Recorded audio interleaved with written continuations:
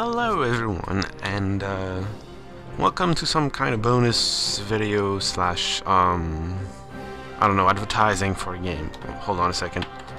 Yeah. I hate having this down the middle, this thing that tells me you can shift tab, yeah. I just wanted to present you all with Europa Universalis 3. Divine Wind, that's the latest expansion. Yeah, because I just mentioned that in the games I could consider Let's Playing, but I'm not gonna Let's Play it until far in the future, and I thought it was kind of a shame, in a way. Well, basically what I thought in my mind is I'd like to just show you the game, because I think this is a lesser known game.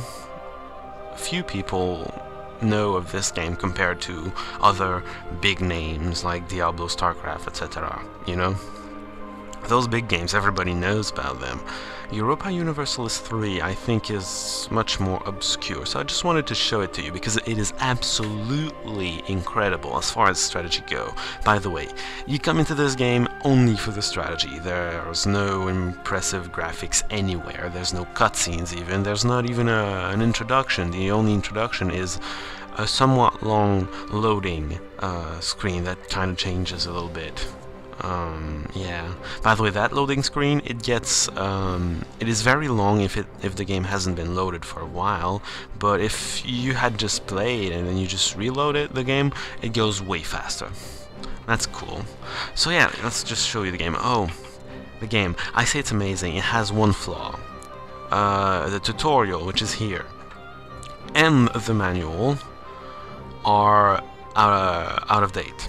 They're just not there for the original Europa Universalis 3. There have been 3 expansions, each of which brought their own modifications, so they're kind of not really there. So the game is really complicated. There's a lot of factions too. The game is really complicated, and the tutorial slash manual is not very up to date. So that's also why I'm doing this. Maybe show you, give you a little pointers on how to play this game. Well, a few starters. You can just experiment on your own and discover how everything works. So yeah, this is Europe. The game starts in 1399, 14th October of 1399. October 14th, that is, yes. Let's say the dates correctly. Correctly for English anyways. Yeah, it starts there. It can end in, hold on. It ends in, it ends there, basically. This is the last turn. And by the way, you can start at whichever date you want, down to the last day that you want to start. I'm serious. What is the goal of this game? You decide. You do whatever you want. Nobody cares. Well, nobody cares. You care, and that's pretty much it. You start by being whoever you want, whenever you want. You can be any of those. This is Auvergne, yes, which is a vassal of France. Who cares? You can start as Norway, which is in a union under Denmark, which is to say that Denmark is the political leader. Even though you can decide a few things, you have to earn your freedom by hating his guts. You send a lot of insults to the king, hating his guts, and having a good enough, well, there are other factors. I believe prestige comes into play, but basically you start by hating his guts, and when the dynasty, when the king dies and a new one comes in, there's a good chance that you might be free. There are bookmarks, like they say, the Grand Campaign, Fall of Byzantium, blah blah, and they give you suggestions. At this point in the game, these are kind of interesting factions. This is all Parthian. I don't remember it being so large. Anyways, we're gonna go back. I'm gonna start a game like this just to show you a little bit how the game works. Okay, yeah, you have a mission always. you can gain some bonuses by completing missions. So first things you do, well, yeah, checking out the mission. You can know exactly what that mission means. Mesovia is this, by the way, this little faction over here, which is nobody's vassal. Actually, you can just do a royal marriage. That's gonna do the trick. Hopefully they accept. It said maybe. That's kind of in the middle. It might or it might not. So anyways, by the way, Poland is a hard game. I played Poland until the very end. You don't have to do that, by the way. You can just stop whenever you want. But Poland is really hard. This is Lithuania, by the way. You think of if you think of Lithuania, you don't think of this large thing, but Lithuania in the medieval era was rather large, but right now it's in a personal union with me, Poland. It always falls apart. I mean, look at all those rebels. Those are Smolenskin nationalists, and yeah, Smolenskin. So it's gonna have a hard time. It has a pretty big army, but it's gonna have a hard time. So yeah, the first things you do, like I said, when you come into when you start the game, first off, advisors. You want advisors. You're gonna start with advisors, and I don't care. Spy efficiency, I don't care. Diplomatic, no. Then tech, yeah. I'm gonna hire you. They have a price once you hire them, and then an additional 0.3 ducats per month. I'm gonna take him. We'll see what my my funds look like. And so, aside from that, I think I'm gonna go with statesman and production guy. Those are improving my research. I like to improve my research with my advisors. You can play around with what the advisors are and just decide by yourself. Oh, I got a level 2. That's rare. So yeah, I went for that. You have a lot of things here. The main thing probably is this. There are other places. This is important. It allows you to invest your money in wherever you want. You can invest it in treasury as well, but minting more coin is going to increase your inflation, and inflation increases the cost of everything. Yeah, that's kind of bad, but like right now, okay, let's just look at this for a second. You have this many ducats. You gain, or most of the time you're losing, ducats each month, and at the month of January, when you switch years, you have a big income. So right now, each month I'm losing 1.89 per month, and at the end of the year, though, I'm gonna get 47.63, and it calculates the net gain is 24.93. Interesting. That's kind of how that goes. This change slider. This is in this angle here. You can change your policies. Are you centralized or decentralized? Plutocracy or aristocracy, or maximum aristocracy, free subject or serfdom, innovative, you know, all these. You can look by yourself what there are pluses and minuses to everything. I tend to be very liberal. I like research. I like being way ahead.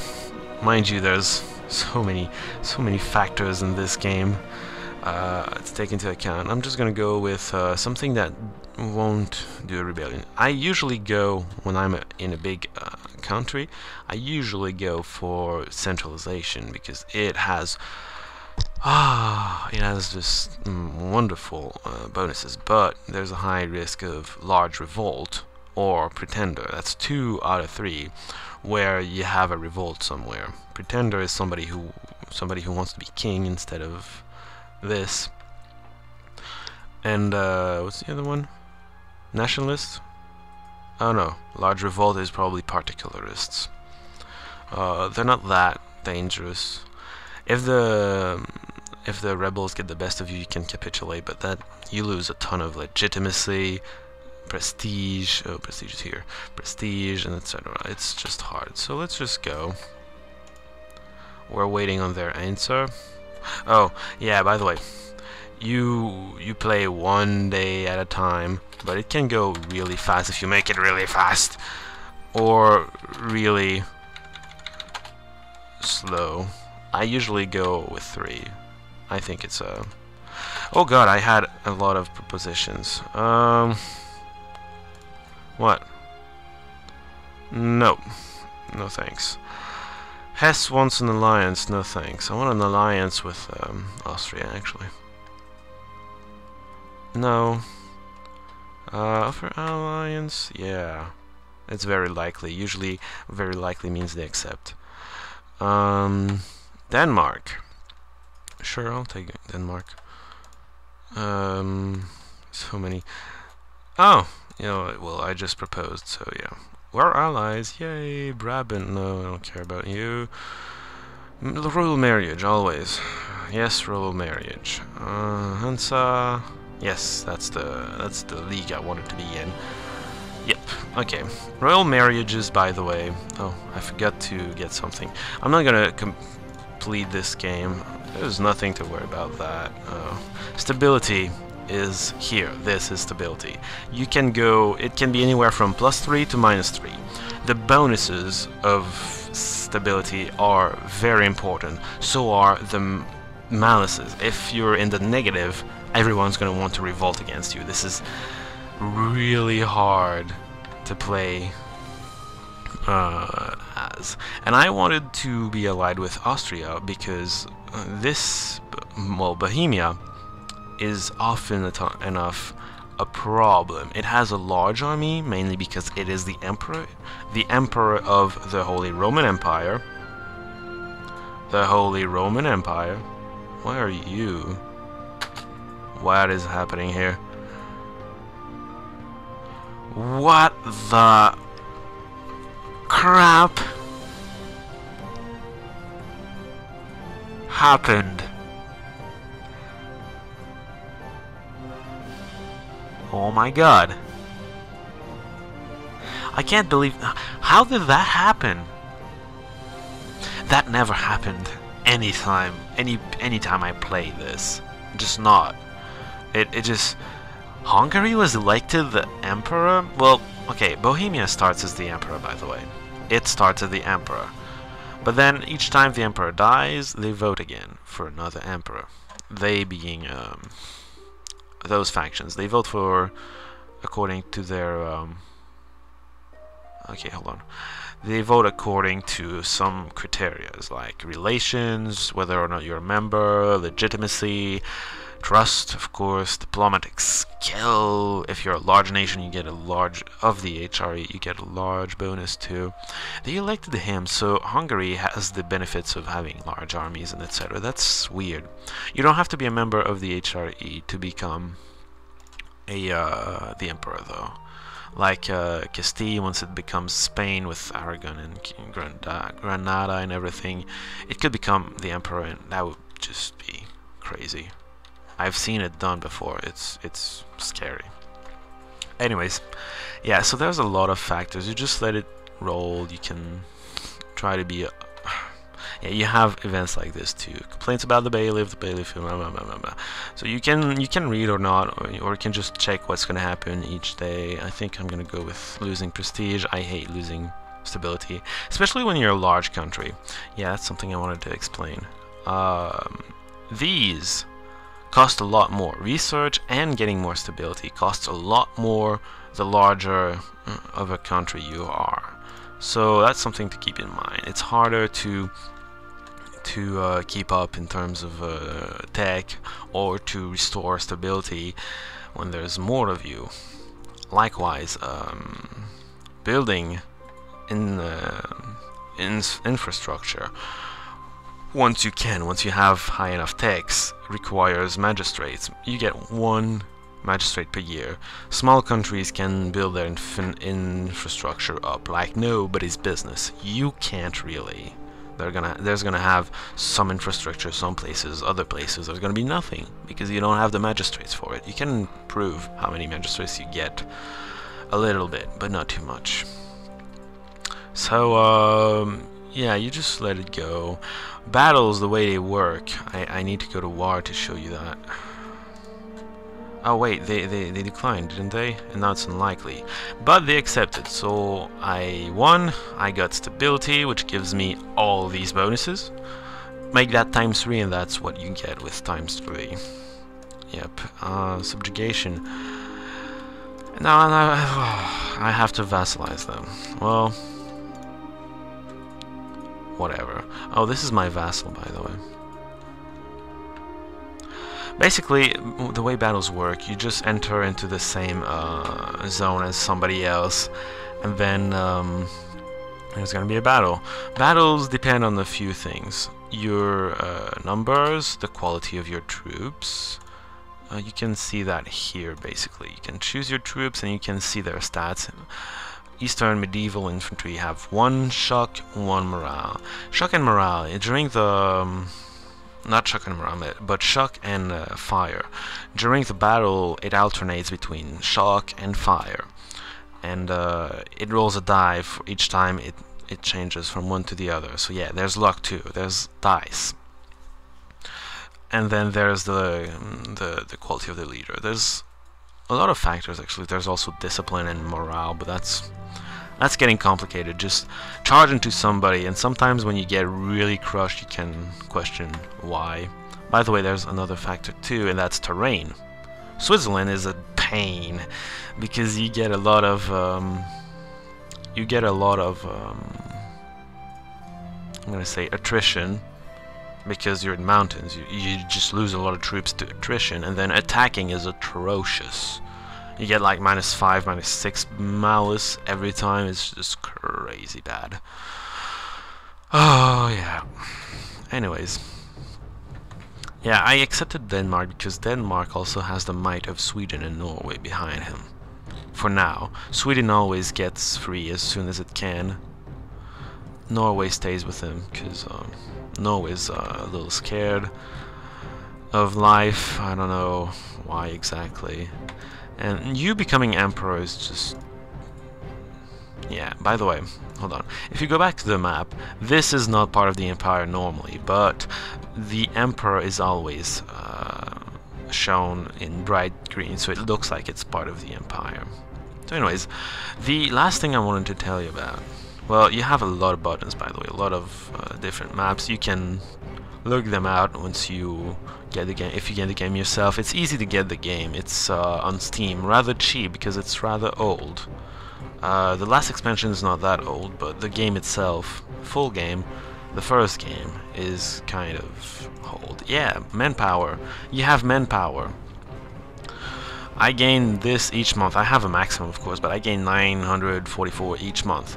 They use this manpower to recruit stuff. Like if I decide to recruit here in Eastern Knight, I lose 1,000 troops because each troop is 1,000. I lost 1,000, but then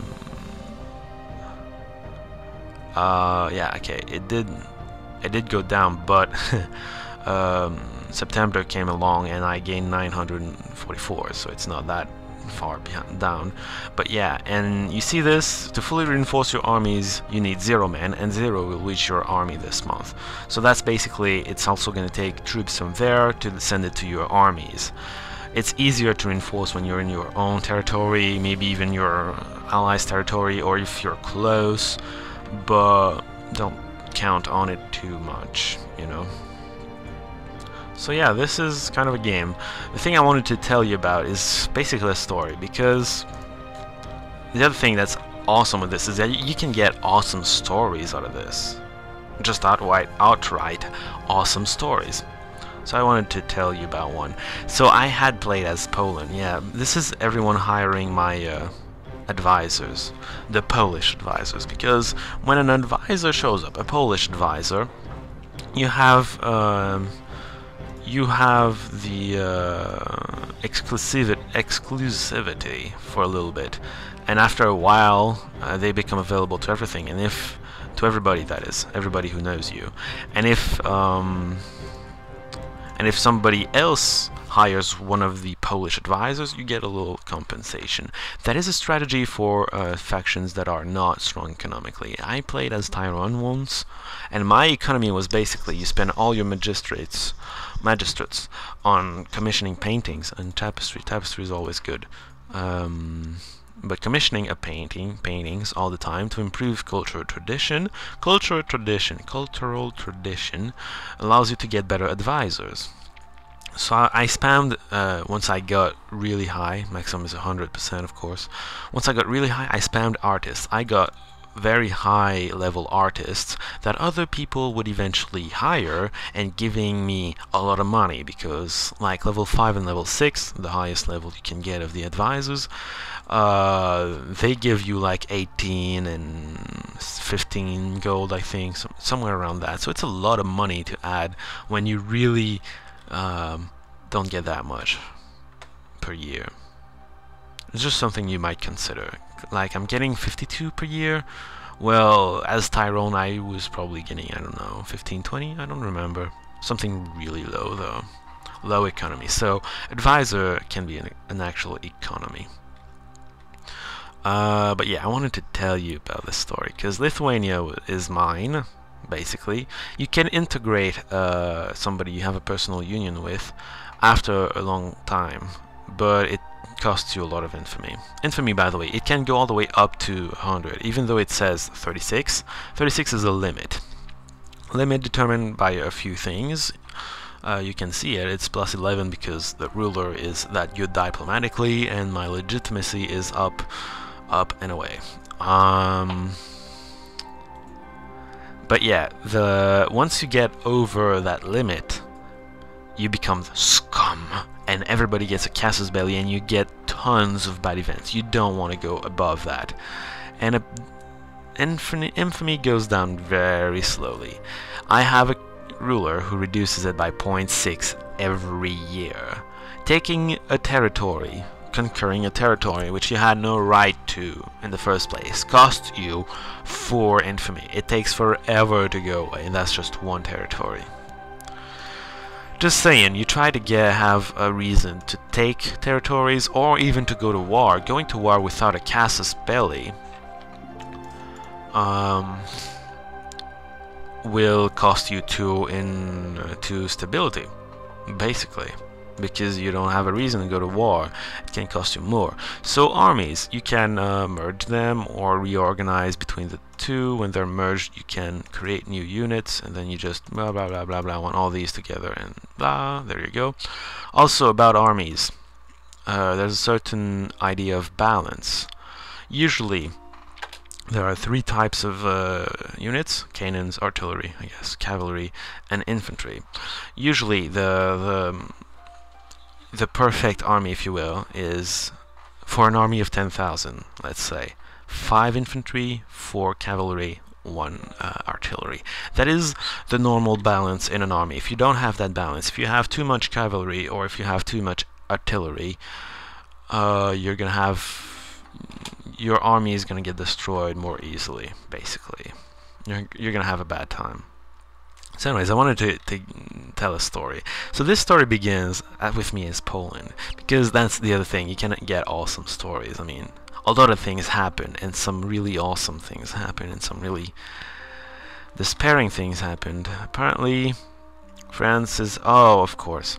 France declared war with Provence. Obviously, that's it. They should have declared war on Naples, because see, Naples is not part of the empire, but Provence is. But they declared war on Provence. And Provence being part of the empire, the emperor has the option to go and defend the empire against outsiders. So that's what it did, and that's why France is at war with Hungary right now, because Hungary is the emperor currently. Such complications, right? So eventually... So, okay, the story starts with Austria. I allied with Austria again, because this I saw as the main threat, Bohemia. And I wanted somebody to backstab him, somebody with good army. Austria typically has good army. And yeah, I started with Lithuania as my bitch, of course. And then something that happened, first off. Austria became the emperor, and it felt obligated to go liberate some territories over here. Kurland, Riga, who had been taken by the Teutonic Order, territory is over here. And it did, but then his army was stuck there. He had no army there because he could not walk back. He did not have the military passage. How did they call this? Ask for military access. There we go. They did not have military access, so their entire army was stuck there. They had no army here. They kept getting destroyed. I sent troops over there. They got destroyed. They lost Tyrol and Trent. It got independent. They lost Styria too, Steiermark, Linz, Cardenton, which became independent. They were losing pretty badly, and I just bailed them out. I made them survive, okay, by sending troops, because I don't know, I went with my heart. I should have gone with my head. I should have let him go, but I allowed him to survive. Eventually, he got back in it. He got everything back. He started growing again. I was happy because I had a good ally again. And then just keep that in mind, because that's going to come into play later. The other theater, if you will, is going to be Lithuania. Because, yeah, you have the Golden Horde. Anybody who's close to the Golden Horde is at war. I'm at war with him currently. I should have been. I'm not. I don't understand.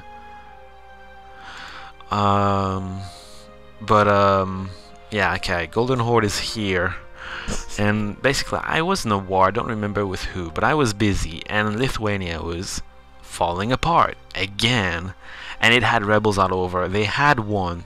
Lithuania had no army. Once I finally could spare the army, I sent them over to try to save it as much as possible. I saved the south, which would have become Ukraine, but the rest I could not. Podlasie became Azovian, I believe. Grodno Volhynia became Polish, I think.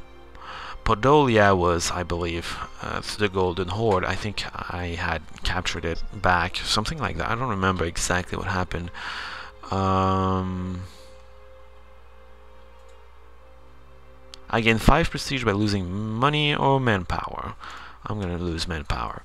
These 4 had remained Lithuanian because I had saved them. The rest, this had become Polotsk, and this had become Smolensk. Okay, and oh right, okay, these 3, Grodno, Vilna, and Trakai, had stayed Lithuanian. This is the core Lithuania, by the way. Volhynia was mine. Podolia, I believe, was mine as well, but because I had conquered it from the Golden Horde. Anyways, it had fallen apart. It had 2 halves, which I eventually integrated. So I had a country which went like this, and then I had conquered some more here. So I had literally a country who went like this at one point, okay? And I was expanding this way, but the Ottomans were coming this way as well, against the Golden Horde, and they were conquering it, and they had Zaporozhye, Azo, etc. And eventually I just went to war, holy war with them. I wanted to get them, kick them out of Crimea and Zaporozhye and everything, back south. That's what I wanted. So I did it. I did just fine. I sent my armies down there because I needed to... basically, the way wars go is each victory gives you like 1% victory, if you will, and conquering, I mean, holding cities gives you a certain percentage of how much you're winning or losing. And once you get to 100%, you're basically guaranteed that he's gonna listen. That he's gonna listen to you, because 100% you have occupied all his territory. Yeah, by the way, you occupy a territory. You don't outright capture it. You occupy it, and then in a treaty you decide where it goes. So yeah, I needed to occupy a lot more of its territory. So I went to war with it, and I sent my armies down there. One thing to note, Austria did not follow me. It betrayed me. It stopped being my ally at that point. So I still went ahead with it. I kind of had no choice. I won. My armies were somewhere in Turkey by then. Ottomans had a bigger area, like they had this, and I don't know if they had this. Probably, yeah, they did. They had captured more of Turkey, and I had my armies. I had 3 armies. I had 4 armies of about 20,000. I had one of 25,000. One of those were 25. The other 3 were 20,000. I had left 20,000 behind to, I don't know, hunt rebels and stuff like that, and I sent all the other 3 because Ottomans were large, they had large numbers, and I wanted to be sure to take them out.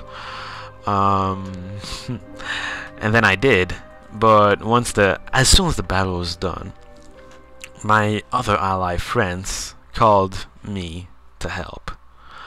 It was in a war with Austria. Goddamn. So it asked me to help it out against the Germans at large, and Austria specifically. At this point, I was a bit ahead. Hungary had gone. It was non-existent anymore. I had Carpathia, Escurva. I don't remember which territories, but we were basically touching each other. Our countries were next to each other, and so I said yes, which was a mistake. Such a large mistake, because it had Venice. Austria had Venice as a vassal, and Venice had a small fleet. Nothing extraordinary, but that was more than me. I was mostly land-based. I had like 1 or 2 ships over here, nothing big. So they sent their fleet here, and they blocked the passage here, because you have to go by a strait here, narrow strait. You can't pass when there's enemy fleet there. So I had to go all the way around through mountains and stuff, and basically my army died. I had only 20,000 left that came back from the 65,000 that I had there. So I had my 25 army here. It was not enough, especially since there was starting to be a technological difference. By the way, there's technological categories. There's Western Europe, Eastern Europe. Eastern and Western at the start are pretty equal, but as they go along, Western technology shows its strength and goes better and better and better. Eastern is probably the second best, but it loses in the face of Western. And Poland is Eastern until you can modernize, but it's hard. You need the correct leaders and all. Ottomans correspond to another tech group, and there are others like Chinese are their own tech groups. I believe India is as well another tech group. Anyways. Yeah, so what I did, my 20,000, because it didn't stop there. Sweden, who had pretty much all of Scandinavia, decided to declare war on me, be opportunistic, and declare war on me. So they came down through here. I had Austria invading here. I only had 20,000, and later I had another 20,000 who could help me, but that's pretty much it. So what I did is I just gave up on Austria. I was trying to get as good of a treaty as I could. The fact that France was winning on the west helped me a lot. I think I lost only 1 territory, Pressburg or Sopron, I don't remember, but I lost only 1 territory to it. And then I defended. It took a lot, but I defended against Sweden. But it took forever. I had my stability down the drain. Everybody all across wanted to rebel, especially since I was a religious mess, because I had some Orthodox, I had some Islam, Sunni, because there's also Shiite, but I had Sunni, I had Orthodox, I had Catholics, I also had a mess of Protestants and Reformists. It was like religious madness in my territory. I was literally falling apart. I spent years trying to put all the pieces together again, and I did. I didn't lose a single country. That was impressive, I thought, because I was just falling apart. The country was aflame. It just, everything went wrong. But then eventually everything went right again. I just thought I'd share that. I eventually just got super huge. You know what? I'm gonna resign. Sure, whatever. Yeah, I was only known for my drunkenness. I didn't do anything, so yeah. Saved games. I saved. Yeah, I just started Brittany. I saved right before the end as Poland. It's loading the map. I got huge! Poland! Yes! Yeah, but it took a while. A long long while, and Austria had got huge because I kept losing wars to it. It had huge, it had all this, it had territory like here, it had this, and then it continued here. It had the middle of Turkey and then continued here. It had pretty much all this place here.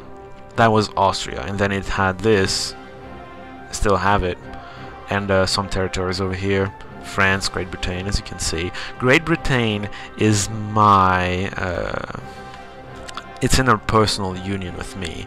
That was completely luck, but it helped me. Look at that British. Look at that British. All that became politically my bitch. So that was awesome. Oh, I loved when that happened. And yeah, so eventually I had a showdown with Austria, the large Austria. I was rather large. I was probably all the way up here. I had all this, and then I had my showdown. It had 3 theaters over here, and here, in here, and in Europe proper, which then branches out to Greece. Yeah, that game was amazing, I thought. It just ended with my old friend, old enemy, which I made survive, but then he betrayed me. I kinda let it go too, and then we just became the worst enemies. And once I could take him down, finally, that's when I pretty much dominated this whole thing. But yeah, I wanted to tell you the story about this. You can do whatever you want. I could have stopped earlier and started something else. Right now I'm doing Brittany. I'm just gonna switch out of this for a second. Yeah. Right now I'm doing Brittany, which is this one. I'm gonna take the safe game though. Brittany. I'm not very far, 14-7. I took Maine and Anjou. My mission is to protect against Milan. Oh, protect against Milan means I need to have more army than Milan, which sorry, which could happen all on its own, because it's at war with a ton of stuff. Oh, the wars are done, but it was at war with all of this. You can know, you shouldn't, but you can know who's higher than who with the ledger. There you go. There's a lot of statistics in there. Armies, there we go. Milan, it's all in alphabetical order. Milan has 7,000. If I get my 9,000, I'm gonna be fine. Milan lost a lot of wars, by the way. It usually has Parma and Pisa, Siena as well, but it didn't. Oh, and everything's written in French here. It's awesome. But then here everything's written like Ostergotland. I don't know how to pronounce that. I just went with something. It's fun. So yeah, I'm playing as Brittany. I'm hoping to be mostly a sea power. I'm hoping that with my alliance with Burgundy, we can break France into pieces. I'm gonna get a few pieces, I'm hoping. The worst I'm gonna do, as far as I'm gonna go is just cut it here. Caux, Alençon, Maine, Anjou, of course, Poitou, and then that's it. That would be me. Like this. By the way, I'm French. I can pronounce this correctly. Like Finistère, Vendée, Orléanais, Berry, Limousin, Périgord, Toulouse, Languedoc, Rouergue, Armagnac, Béarn, Labourg, Gascogne, Provence, Avignon, Dauphiné, Lyonnais, Charolais. Nevers, I think, is supposed to be English though. Île-de-France, Caux, Normandie, Picardie, Cambrai. Well, Cambrai is probably English. Vermandois, Champagne, Namur. Maybe that's supposed to be English though. Bourgogne. Instead of Burgundy, that should be Burgundy. It's Bourgogne. Barrois, Franche-Comté, Savoie. Stuff like that. I see those names. I like it, but that's just me. Then you have Württemberg, Würzburg, Hessen, other stuff like that. Friesland. Anyways, yeah, this is my current Brittany game. I'm hoping that some kind of giant war is going to take down England, but I'm not hopeful. We do need to get Castile and Portugal against him, because it has a giant fleet, of course. We do need to get those two in on England, and that's not gonna happen. So England's gonna be safe with its giant fleet. We don't have it here, but it has a giant fleet, and it's gonna be safe because of it. Nothing I can do about it. So yeah, anyways, I just wanted to present this. There's tons more that I could show you about this. This is really a really complex strategy game. It's all about the strategy too. You don't get battles, very exciting battles anyway. You just get to look at the battles happen and just pray. And then there's no cutscenes. There's not even an objective. You just make your own objectives. You do whatever you want, however you want. There's so many ways to play this. There's just so many ways to play it. That's all I gotta say. So I hope you can enjoy this game. I sure as hell enjoy this game a lot. It's rather cheap on Steam, I believe. So if you're interested, don't hesitate. It's a really good game. I just vote for this. It's a really good game. You get to explore and colonize. You get to deal with the religion wars like they did back in the day. You just get to do everything. It's awesome. So yeah, I think I'm gonna leave it here. That was rather long. Sorry. And I'll see you all in a real video, like I said with my bug bonus. Yeah, I'm gonna see you all in a real video. See y'all.